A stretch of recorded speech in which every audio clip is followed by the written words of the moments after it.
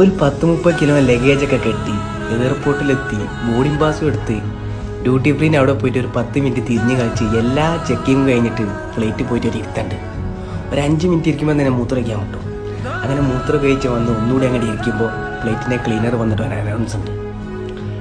Sharjah to Calicut ഇറങ്ങി express ഏതാനും നിമിഷങ്ങളൊപ്പം stand വിടുന്നതാണ്. ദയവ് ചെയ്ത് യാത്രക്കാർ സീറ്റ് ബെൽറ്റ് ധരിക്കുക. ഇതും കൂടി കേൾക്കുമ്പം തന്നെ സീറ്റ് ബെൽറ്റൊക്കെ ഇട്ടിട്ട് അങ്ങനെ ഇരിക്കും.